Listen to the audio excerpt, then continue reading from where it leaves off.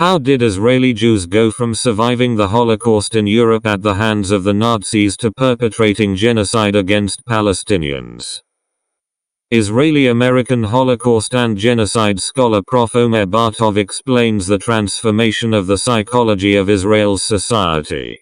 How does the Holocaust of Nazi Germany inform and create the fertile ground into which, and I should say polls have shown that actually the extermination of all Palestinians has quite a degree of popularity in Israel, more extreme than even Netanyahu and his ministers, arguably.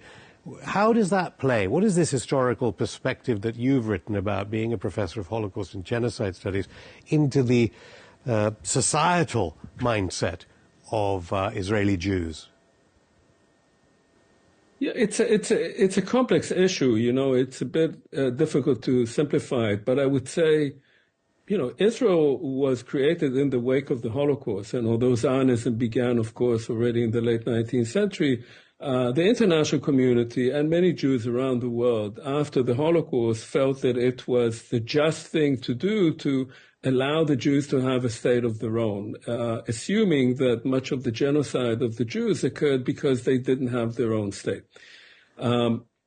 Initially, in the early years of the state, the Holocaust was actually something that people were ashamed of, because there was this argument that I still remember growing up there, that people went like sheep to the slaughter. And the only people who were thought of as an example were, say, the rebels of the Warsaw Ghetto, those who fought against the Nazis and didn't just go to the gas chambers. But over time, this changed. And under it is true, this was not started by Netanyahu, but certainly from the 1970s and 80s, under Menachem Begin, the other prime minister from the Likud, the Holocaust came to form a kind of glue for Israeli society.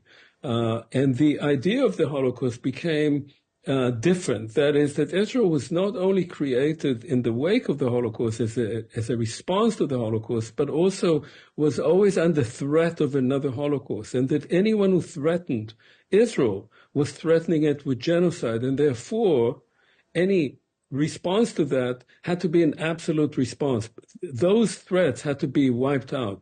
And so this understanding of the Holocaust is both a kind of creating solidarity for society, that the old and the young and the religious and the secular and Jews from the Middle East and Jews from Europe could all unite around this notion that we were all potential victims of another Holocaust, also created a sense of vulnerability, that any attempt to somehow, particularly with Palestinians, over land, that one could somehow find some resolution to the conflict. Any attempt by Palestinians to threaten Israel was seen as genocidal.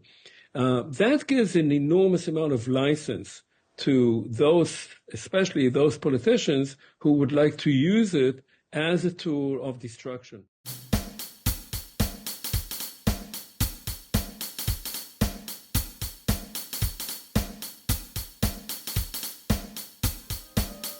I have a simple favor to ask. If you're finding this discussion interesting, please give it a thumbs up.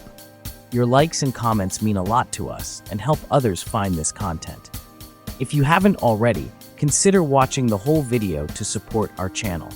Your engagement is crucial and enables us to keep providing detailed analyses of global events. Thank you for being a part of our community.